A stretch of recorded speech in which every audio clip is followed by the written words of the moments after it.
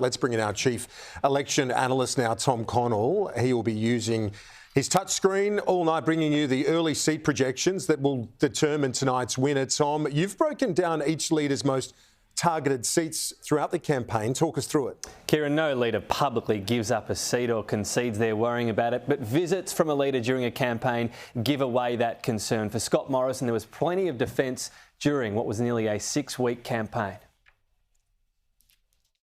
Scott Morrison's play for Parramatta saw the Western Sydney electorate top his most targeted list. Tasmanian seats came in at second and third during the coalition campaign. 5 offensive visits to Labor-held lines and 4 defensive ones to battleground Bass. 5 separate seats saw Scott Morrison visit 3 times each: in Victoria, the Liberal-held marginal Chisholm and the Labor-held marginal Corangamite. The PM travelled to Australia's most northern electorate, Leichhardt, 3 times. He also tried to protect Pearce in Perth with 3 turns on the hustings there. And a similar sandbagging strategy in Reid, with 3 campaign cameos in Sydney's inner west. A long list of target seats spread right across Australia, each of these critical in the race for 76 tonight.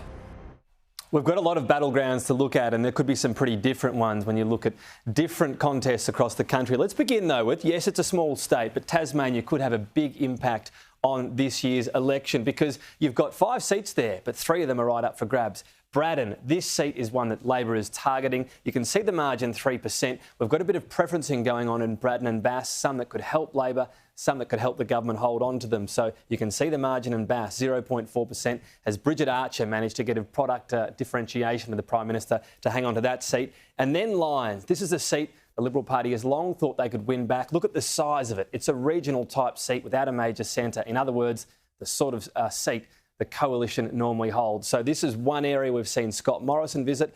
Anthony Albanese has been here too to try to win seats, amongst others, around the country. Anthony Albanese racked up 3 campaign visits in 4 seats. In Queensland, 3 trips to the LNP held Brisbane and Leichhardt.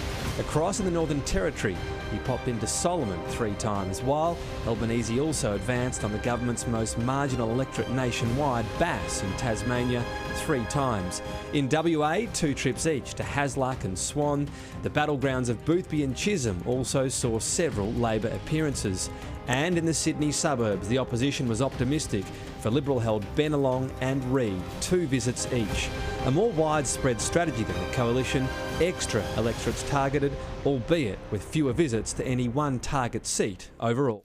Labor is clearly banking on movement in WA. We had Anthony Albanese launch his campaign there. And again, there are a relatively large number of seats up for grabs considering the size of the state.